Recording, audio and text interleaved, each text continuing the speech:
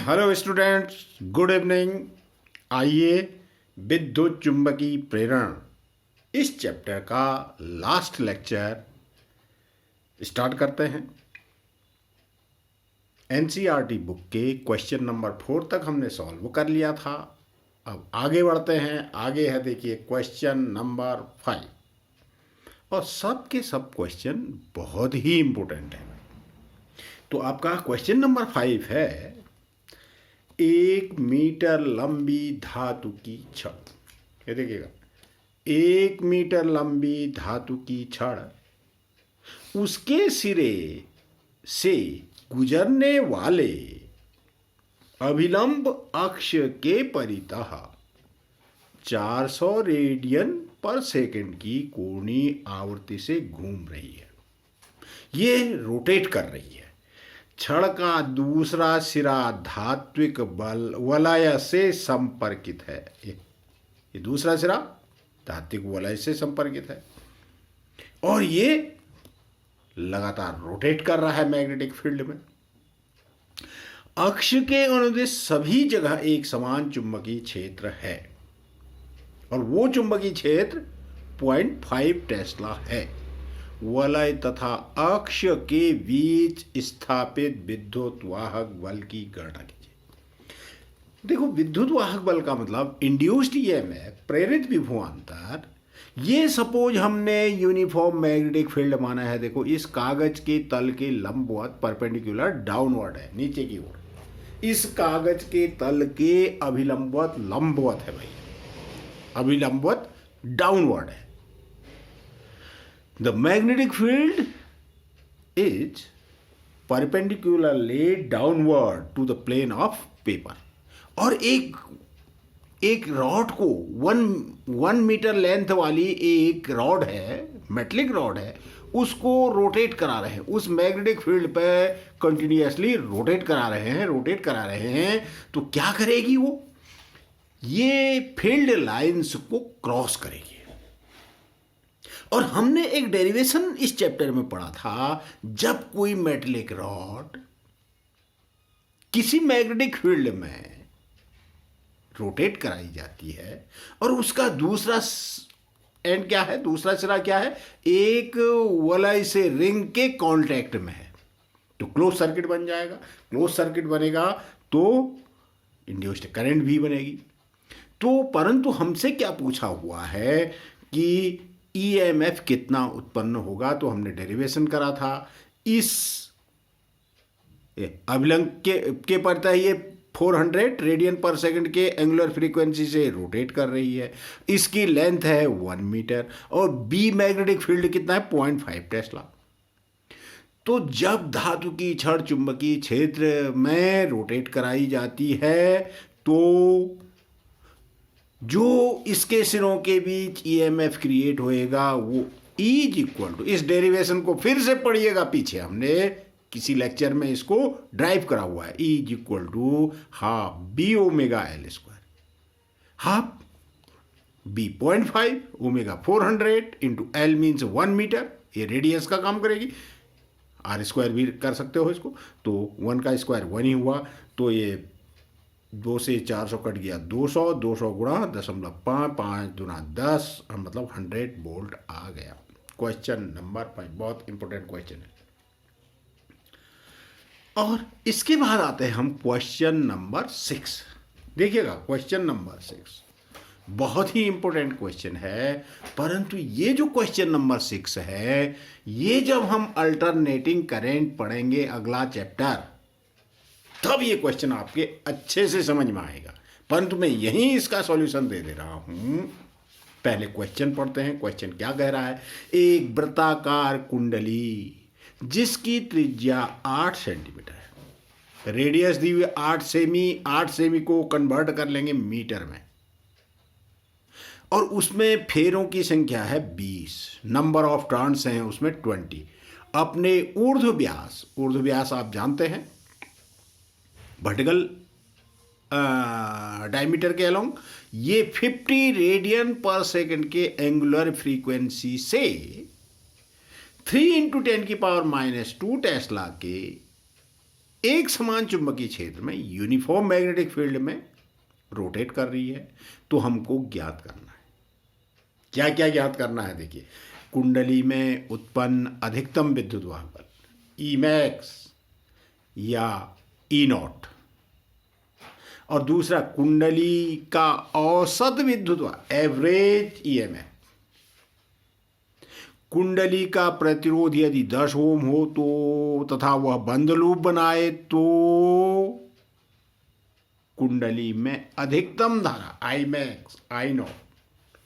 और चौथा पूछा है जूल उष्मन के कारण औसत क्षय शक्ति। ये 4 चीजें पूछी हैं। देखिए, इस क्वेश्चन पे आने से पहले मैं थोड़ा सा डिस्कस करता हूं, फिर पीछे जाता हूं। एसी जनरेटर हमने पढ़ा था।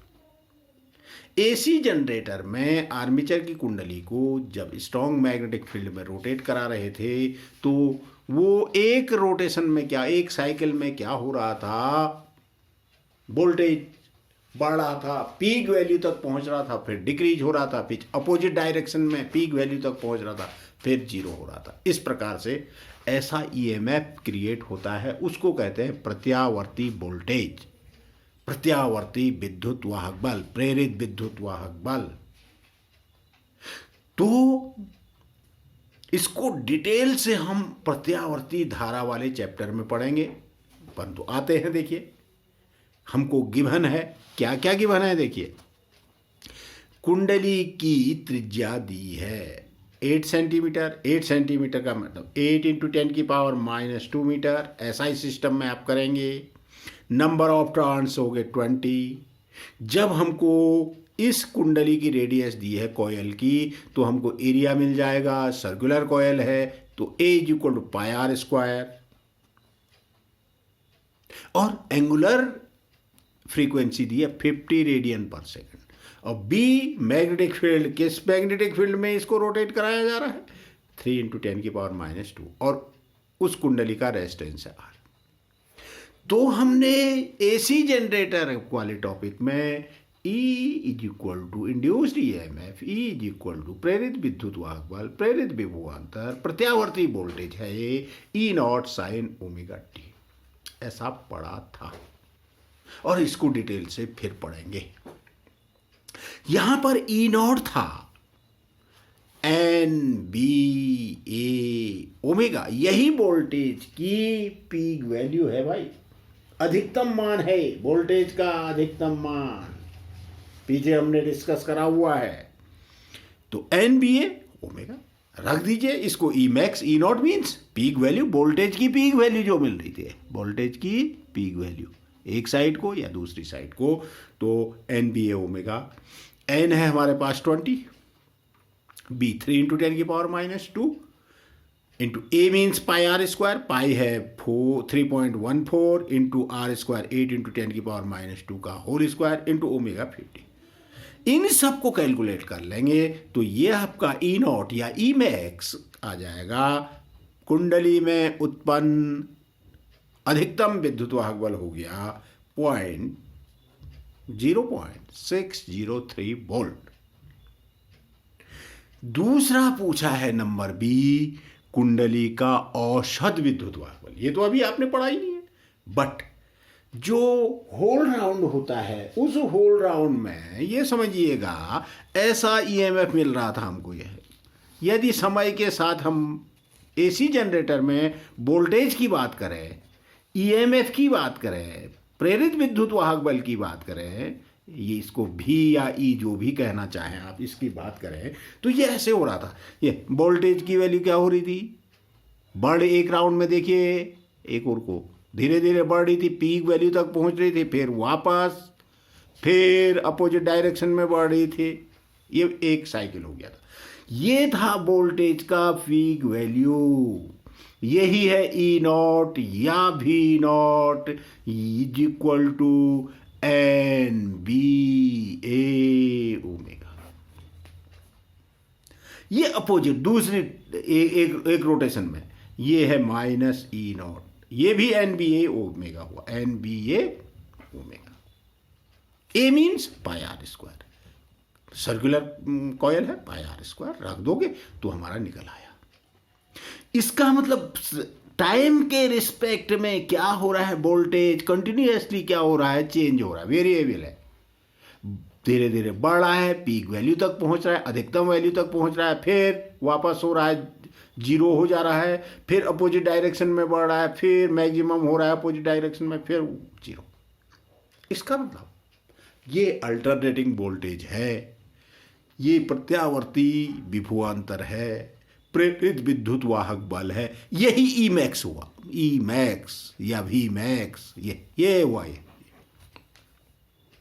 ऐसे ही इसके साथ यदि हम चलिए करंट को अलग करेंगे तो ये करंट भी ऐसे ही होती है। करंट आई मैक्स, ये minus I max, I naught ये अपोजिट डायरेक्शन में, आई नॉट। ओम का लॉ लगा दोगे तो I naught is equal to E naught upon R. तो आइए दूसरा ई एवरेज पूछ रहा है होल साइकिल के लिए, बी वाले पार्ट में आइए। एक पूरे चक्र में वोल्टेज का औसत मान होता है 0।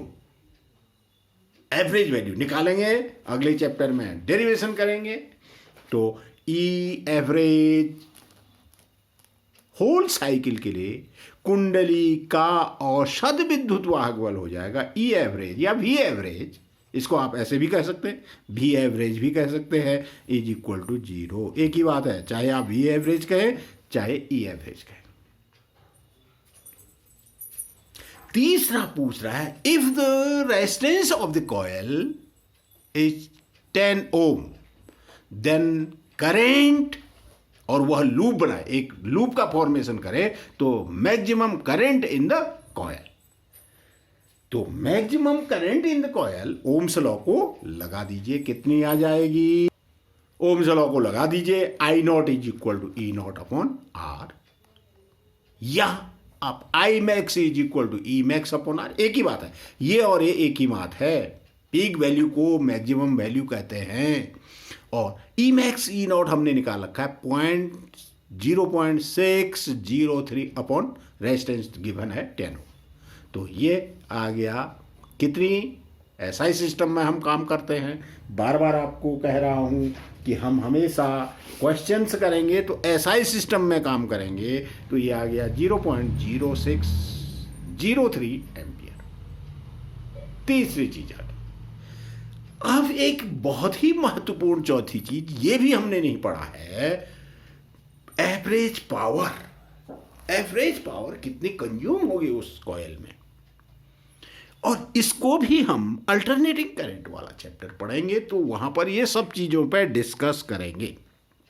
P average is equal to V R M S into I R M S into cos phi होता है। जिस सर्किट में ओमिक रेजिस्टेंस होता है, ओमिक रेजिस्टेंस वाले सर्किट के लिए कॉस फाई एक फैक्टर है, इसको कहते हैं पावर फैक्टर। ये पावर फैक्टर है, पावर फैक्टर, इसको कहते हैं शक्ति गुणांक, शक्ति गुणांक ये कहलाता है भाई। ये भी आपने अभी नहीं पढ़ा।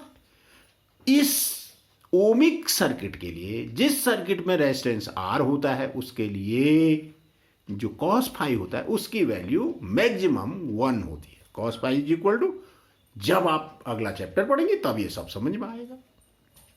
कायदे से इस क्वेश्चन को ही वहां देना चाहिए था आगे। चलिए कोई बात नहीं।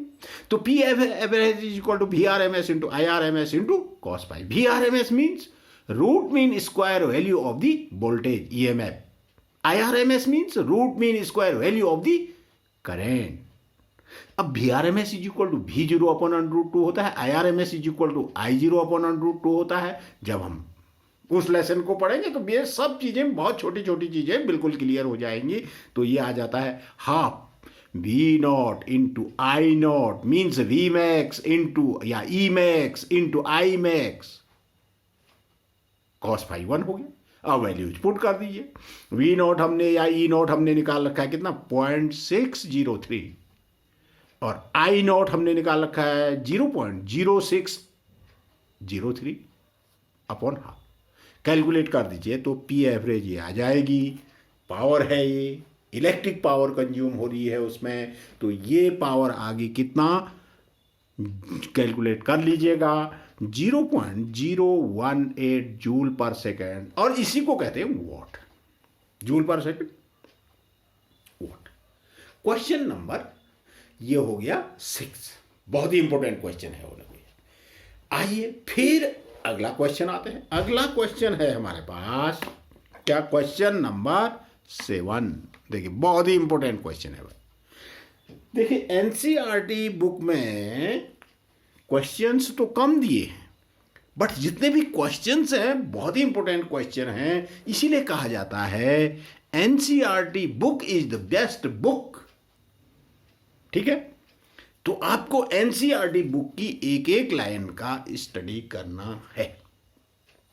अब क्वेश्चन नंबर 7 क्या है, देखिएगा, प्रेरित विभवांतर से संबंधित क्वेश्चन है। पूरा पश्चिम दिशा में विस्तरित 10 मीटर लंबा एक क्षैतिज तार 5 मीटर पर सेकंड की चाल से नीचे को गिर रहा है।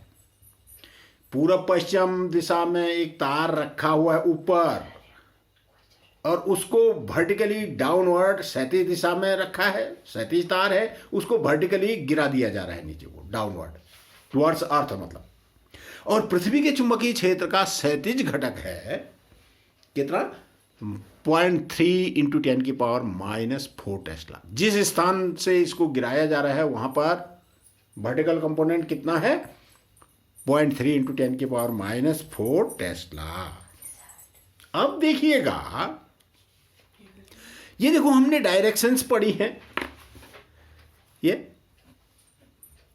East, west, north and south. समझिएगा भाई, ध्यान से समझिएगा। और जो अर्थ मैग्नेटिज्म जब हमने चैप्टर पढ़ा था तो बार बार एक क्वेश्चन आ रहे हैं, देखिए, मतलब एलिमेंट्स ऑफ अर्थ मैग्नेटिज्म का यूज हम बहुत जगह कर रहे हैं, आप देख रहे हैं। तो हमने जब अर्थ मैग्नेटिज्म पढ़ा था तो हमने पृथ्वी के चुंबकीय क्षेत्र का क्षैतिज घटक और ऊर्ध्व घटक पढ़ा था। क्षैतिज हॉरिजॉन्टल कंपोनेंट जो होता है वो साउथ से नॉर्थ की ओर होता है भाई, और वर्टिकल कंपोनेंट कहाँ को होता है, वो डाउनवर्ड होता है पृथ्वी की ओर।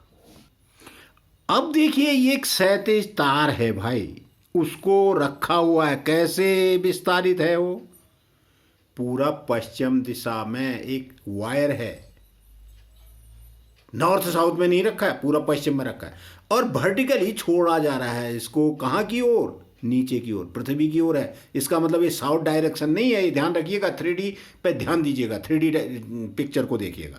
भी वेलोसिटी से इसको डाउनवर्ड फेंका जा रहा है, और उसकी लेंथ है 10 मीटर, v = 5 मीटर पर सेकेंड, और वहाँ पर अर्थ मैग्नेटिक फील्ड का हॉरिजेंटल जो कंपोनेंट है वो है 0.3 × 10⁻⁻4 टेस्ला। हमसे पूछी हैं 3 चीजें, तार में प्रेरित विद्युत वाहक बल का तात्क्षणिक मान, ईएमएफ कितना उत्पन्न होगा, मतलब प्रेरित विभवांतर कितना होगा। हम प्रेरित विभवांतर पढ़ा हुआ है, v = BVL मैक्सिमम।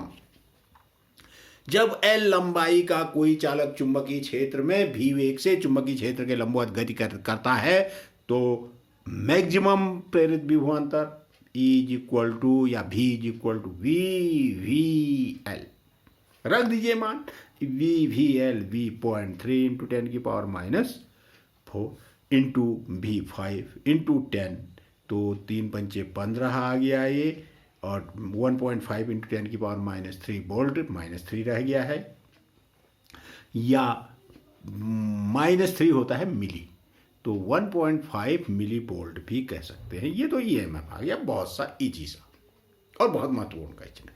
अब दूसरा पूछा है प्रेरित विद्युत वाहक बल की दिशा क्या है।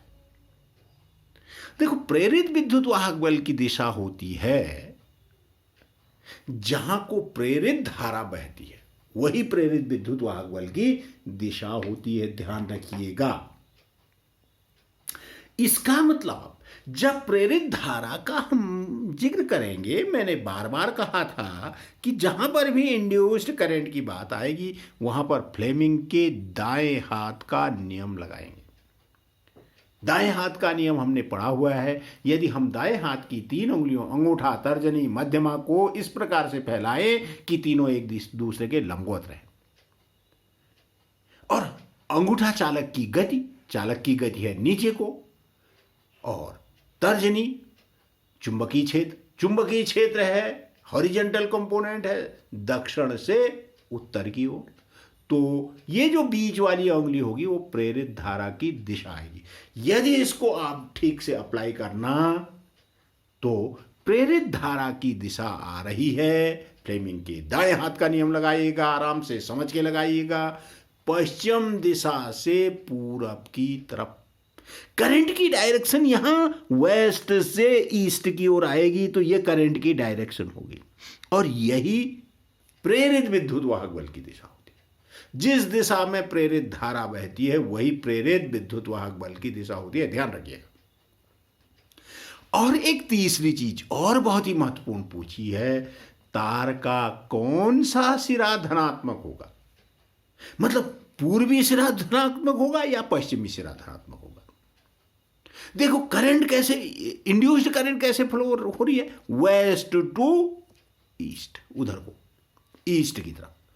अब जब धारा पूर्व की तरफ बह रही है तो फ्लो ऑफ इलेक्ट्रॉन्स कहां हो रहा होगा, अपोजिट। इलेक्ट्रॉन का फ्लो कहां को हो रहा होगा, उल्टा, पूरब से पश्चिम की ओर, पूरब से पश्चिम की ओर। तो इसका मतलब पश्चिमी सिरे की ओर इलेक्ट्रॉन आ रहे होंगे, तो ये निगेटिव हो जाएगा और पूर्वी सिरा पॉजिटिव हो जाएगा, ध्यान रखिएगा। तो तार का जो ईस्टर्न एंड है वो पॉजिटिव होगा, और वेस्टर्न वाला सिरा जो पश्चिमी सिरा होगा वो ऋणात्मक विभव पर होगा। बहुत ही महत्वपूर्ण क्वेश्चन नंबर 7 आते हैं। सबके सब क्वेश्चन बहुत इंपॉर्टेंट है भाई, थोड़ा ध्यान से सुनिएगा, ध्यान से इनको कर लीजिएगा। क्वेश्चन नंबर 8, क्वेश्चन नंबर 8 है, किसी परिपथ में, मतलब परिपथ का मतलब कुंडली मान लीजिए आप, क्लोज्ड सर्किट मान लीजिए, उसमें 0.1 सेकेंड में 5 एम्पियर से धारा को हम 5 एम्पियर से कितने तक कर दे रहे हैं, 0 एम्पियर तक गिरती है। मतलब करंट जो है डिक्रीजिंग ऑर्डर पे है, 0.1 सेकेंड में इतना तेजी से 5 एम्पियर से 0 एम्पियर हो जा रही है, इतना गिर जा रही है भाई। यदि परिपथ में औसत विद्युत वाहक बल 200 वोल्ट, एवरेज ईएमएफ दिया है इसने कितना, 200 वोल्ट, तो उस परिपथ का स्वप्रेरकत्व सेल्फ इंडक्टेंस पूछा है, क्वेश्चन नंबर 8। अब बहुत ही छोटा सा क्वेश्चन, मौखिक क्वेश्चन है वैसे। देखो जब हमने सेल्फ इंडक्टेंस पढ़ा था तो सेल्फ इंडक्टेंस की हमने 2 डेफिनेशन पढ़ी थी, और ये सेकंड डेफिनेशन से रिलेटेड क्वेश्चन है। आइए इसको सॉल्व कर लेते हैं। देखिए हमने जब सेल्फ इंडक्टेंस पढ़ा था, किसी कुंडली में, किसी परिपथ में जो चुंबकीय फ्लक्स उत्पन्न होता है एन फाई इज प्रोपोर्शनल आई, उस परिपथ में कितनी करंट फ्लो होती है उस पर डिपेंड करती है। यहां से शुरू करा था, मैं फिर रिपीट कर दे रहा हूं। So N phi is proportional I, N phi is equal to L I. इसको टी के सापेक्ष, ये फर्स्ट स्टेप हो गया, इसको टी के सापेक्ष क्या कर दीजिए, इसका डिफरेंशिएशन कर दीजिए, टी के सापेक्ष इसका अवकलन कर दें, डिफरेंशिएशन कर दें, तो N D phi upon D T is equal to L D I upon D T. क्योंकि समय के साथ किस में परिवर्तन किया जा रहा है, धारा में परिवर्तन किया जा रहा है, धारा गिरावट हो रही है, तो समय के साथ यदि धारा में कमी हो रही है तो उसमें निश्चित रूप से फ्लक्स में चेंज होगा, फ्लक्स में चेंज होगा तो ईएमएफ क्रिएट होगा, क्लोज सर्किट होगा तो उसमें धारा भी बहेगी। तो N D phi upon D T क्या हुआ, फैराडे का विद्युत चुंबकीय प्रेरण का नियम, minus E is equal to L D I upon D T. So L हमको निकालना है, L is equal to minus E upon D I upon D T, D I upon D T. Minus E D T को ऊपर भेज दी upon D आई। अब क्योंकि स्वप्रेरण गुणांक है, इसका मॉड ले लेंगे। मॉड मीन्स मैग्नीट्यूड, परिमाण ले लेंगे। तो L is equal to, negative sign को छोड़ दीजिए, ये ई हो गया 200, डेल्टा डी हो गया 0.1 सेकेंड।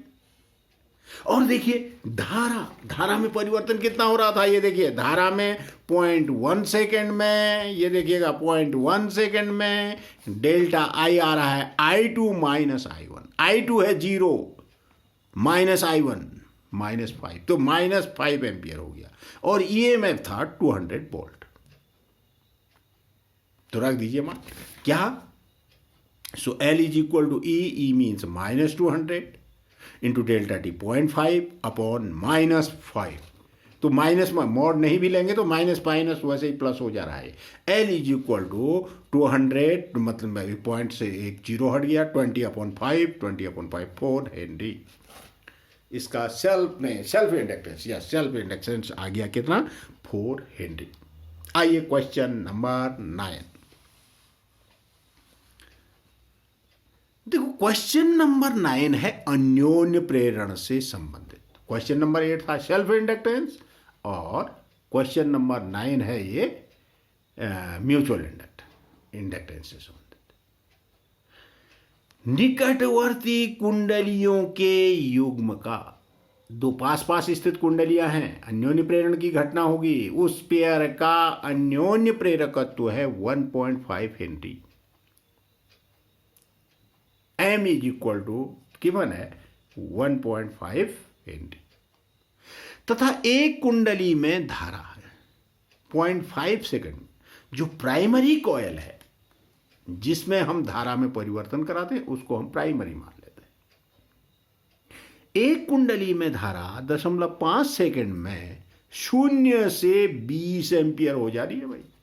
इनिशियल करंट कितने, 0 से बढ़ा रहे हैं, कितना कर दे रहे हैं, 20 एम्पियर तक परिवर्तन कर दे रहे हैं। तो दूसरी कुंडली से बद्ध चुंबकीय फ्लक्स में कितना परिवर्तन होगा, मतलब जो सेकेंडरी कॉइल उसके बगल में है उसमें कितना फ्लक्स में चेंज होगा, ये पूछ रखा है इसने। तो सबसे पहले हम ये प्राथमिक कुंडली में आते हैं। दो कुंडलियों का अन्योन्य प्रेरण तो दिया है 1.5 और टाइम इंटरवल कितना, 0.5 सेकेंड में करंट कितनी प्राइमरी कॉइल में, डेल्टा I1 कितना, डेल्टा I1 कह लीजिएगा इसको। चलिए अभी delta I is equal to I2 minus I1। I2 कितना है 20, यहां पर I2 is equal to 20, I1 is equal to 0 ampere, और से कितना चेंज कर दे रहे हैं, I2 is equal to 20 ampere तक।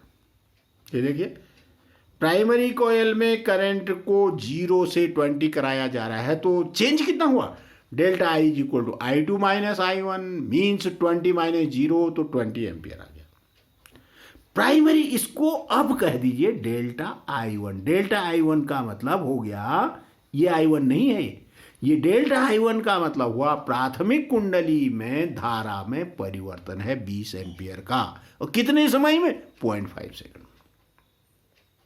अब आते हैं सेकेंडरी कॉइल में। जो सेकेंडरी कॉइल में फ्लक्स होगा वह फ्लक्स किस पर डिपेंड करता है, जो प्राइमरी कॉइल में हम करंट फ्लो करते हैं उस पर डिपेंड करता है। तो सेकेंडरी कॉइल में उत्पन्न जो चुंबकीय N2 Φ2 इज प्रोपोर्शनल I1, यहां से शुरू करोगे, N2 Φ2 is equal to M I1। Change हो रहा है, करंट में चेंज हो रहा है तो फ्लक्स में भी चेंज हो गया। N2 into delta Φ2 is equal to M delta I1। Delta I1 primary coil में करंट में कितना चेंज है, N2 delta Φ2 is equal to M delta I1 means delta N2 Φ2 is equal to M delta I1। रख दीजिए मान, delta N2 Φ2 is equal to M है 1.5 into delta I है 20, 15 दूना 3 वेबर आ गया भाई। 3 वेबर में का परिवर्तन होगा, फ्लक्स में कितने वेबर का परिवर्तन होगा, so change in the magnetic flux associated with the secondary coil is 3 weber, about नहीं, ठीक तीन आ रहा है। आइए question number 10, last question. NC additional questions को अभी हम नहीं कर रहे हैं भाई, क्योंकि इतना समय हमारे पास नहीं है। जब समय मिलेगा तो सम जो इंपोर्टेंट एडिशनल क्वेश्चंस होंगे उनको भी हल करेंगे बाद में। एक जेट प्लेन, देखो फिर प्रेरित विभवांतर से क्वेश्चन आ गया भाई। देखो अर्थ मैग्नेटिज्म कितना महत्वपूर्ण है और प्रेरित विभवांतर कितना महत्वपूर्ण है भाई। देखो बार बार क्वेश्चन पीछे भी हमने जिक्र करा था आपसे और यहाँ फिर से जिक्र कर रहा हूँ। तो एक जेट प्लेन है, जेट प्लेन पश्चिम की ओर 1800 किलोमीटर के वेग से गतिमान है और प्लेन के पंख 25 मीटर लंबे हैं, 25 मीटर लॉन्ग है। उस प्लेन के जो फैन हैं उनकी लेंथ है 25 मीटर। उस स्थान पर पृथ्वी के चुंबकीय क्षेत्र का मान, जहां पर वो प्लेन उड़ रहा है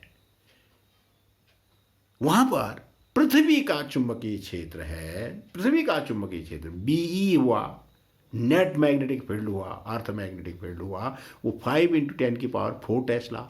और वहां पर नमन कोण, नमन कोण का मतलब नति कोण होता है, एंगल ऑफ डेप, वो 30 है। प्लेन के पंख के सिरों के बीच कितना प्रेरित विभवांतर होगा?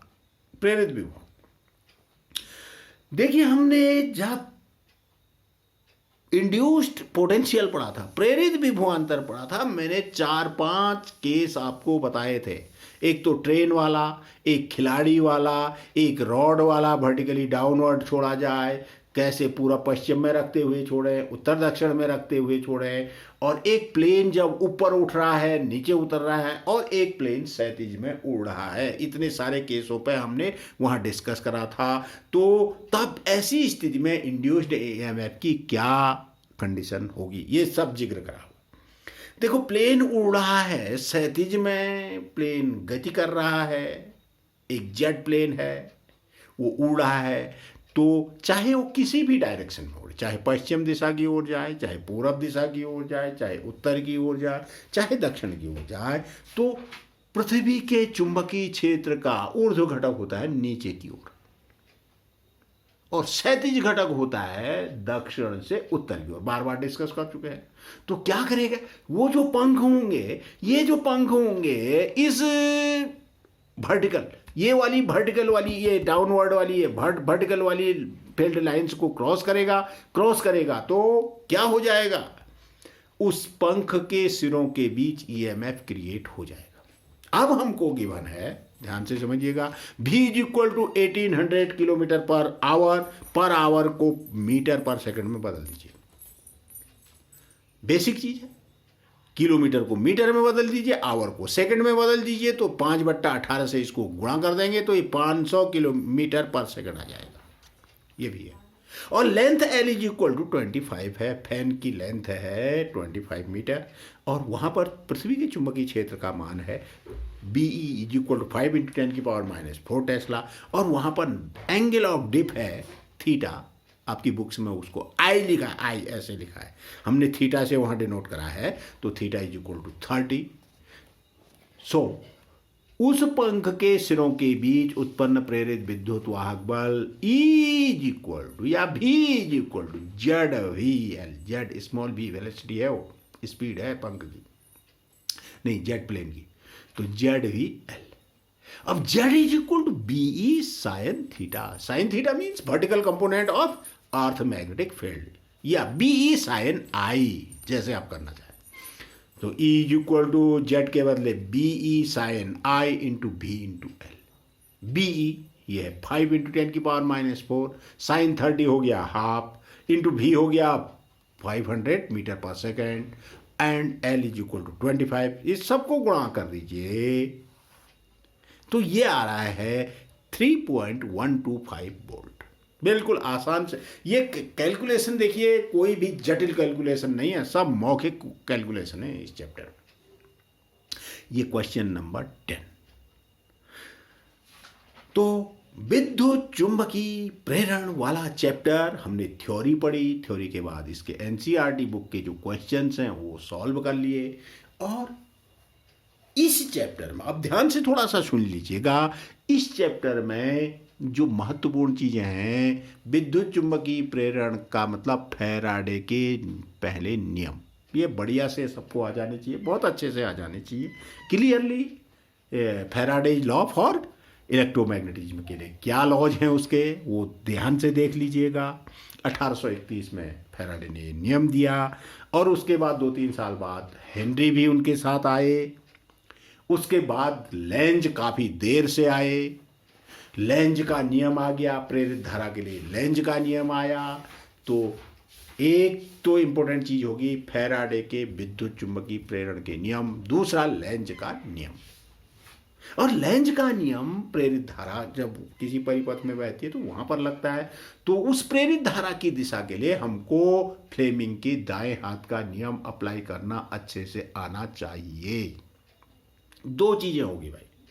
तीसरी चीज प्रेरित विभवांतर। प्रेरित विभवांतर से देखिए, जैसे जेट प्लेन के लिए क्वेश्चन है और उससे पहले एक वायर था पूरा पश्चिम दिशा, क्वेश्चन नंबर 7 था वो, वहां भी वो जो रॉड थी, उस रॉड के सिरों के बीच ईएमएफ उत्पन्न हो रहा था, उसको भी हमने 2 क्वेश्चन है इसमें देखिए एनसीईआरटी बुक में। ऐसे बतेरे क्वेश्चन आपको जिस बुक का भी आप स्टडी कर रहे होंगे उसमें बहुत सारे क्वेश्चन आपको मिल जाएंगे। तीसरी इंपॉर्टेंट चीज होगी प्रेरित विभवांतर। और चौथी चीज है इसमें स्वप्रेरण, स्वप्रेरकत्व। क्या है स्वप्रेरकत्व? स्वप्रेरकत्व, और उसमें हमने स्वप्रेरण सेल्फ इंडक्टेंस के लिए हमने 2 डेफिनेशन दी, उन्हीं से रिलेटेड क्वेश्चन हैं आते हैं। जैसे क्वेश्चन नंबर 8 स्वप्रेरण से संबंधित है, और नंबर 5वीं चीज है अन्योन्य प्रेरण, म्यूचुअल इंडक्टेंस। एक के कारण दूसरे पे क्या इफेक्ट पड़ता है। पास पास स्थित 2 सर्किट्स को देखेंगे, 2 कुंडलियों को देखेंगे, एक में चेंजेस कराएंगे, करंट को कम ज़्यादा करेंगे, और दूसरे में उसका क्या प्रभाव पड़ रहा है, म्यूचुअल, उसकी भी 2 डेफिनेशन पड़ी। ये 5वीं चीज। और छठी चीज जो महत्वपूर्ण चीज है, एसी जनरेटर। एसी जनरेटर, क्योंकि हम एसी का बहुत ज़्यादा उपयोग करते हैं, बिना एसी धारा के हमारी लाइफ ही अधूरी है। थोड़ी देर के लिए यदि इलेक्ट्रिसिटी चली जाती है, अल्टरनेटिंग करंट है ये, तो हम बड़े डिस्टर्ब हो जाते हैं। तो अगला चैप्टर भी हमको वही पढ़ना है। तो एसी जनरेटर छठी इंपॉर्टेंट चीज़ होगी भाई। एसी जनरेटर में क्या हो रहा है उस पर हमने वहाँ डिस्कस करा। अब हम अगले चैप्टर में चलेंगे। अगला चैप्टर है हमारा अल्टरनेटिंग करंट, प्रत्यावर्ती धारा। बहुत ही महत्वपूर्ण चैप्टर है वो भी। तो उसमें सबसे पहले हम पढ़ेंगे प्रत्यावर्ती वोल्टेज क्या है, प्रत्यावर्ती धारा क्या है, 2 चीजें पढ़ेंगे। फिर प्रत्यावर्ती वोल्टेज और प्रत्यावर्ती धारा का शिखर मान, पीक वैल्यू, मैक्सिमम वैल्यू, जो पीछे एक क्वेश्चन आ गया है इसमें। और उसके बाद एवरेज वैल्यू, वोल्टेज की करंट की एवरेज वैल्यू, उसके बाद वोल्टेज और करंट की आरएमएस वैल्यू। सबसे पहले इतनी चीज पढ़ेंगे। फिर अल्टरनेटिंग सर्किट्स कितने प्रकार के हैं, कैसे कैसे सर्किट हैं, उनकी स्टडी करेंगे। उन सर्किटों के लिए हम पावर फैक्टर आदि आदि, उसका इम्पेडेंस, ये सब निकालेंगे। और इसके अलावा हम रिजोनेंस पढ़ेंगे। रिजोनेंस के अलावा उस चैप्टर में हम एलसी ऑसिलेशंस पढ़ेंगे। एलसी ऑसिलेशन के साथ साथ एक और महत्वपूर्ण टॉपिक उसमें आएगा, ट्रांसफार्मर। इतनी चीजें उस चैप्टर में प्रत्यावर्ती धारा वाले पार्ट में हम स्टडी करेंगे। आज के लिए इतना ही। शेष अगले चैप्टर में आपसे मुलाकात करते हैं। Okay, good evening.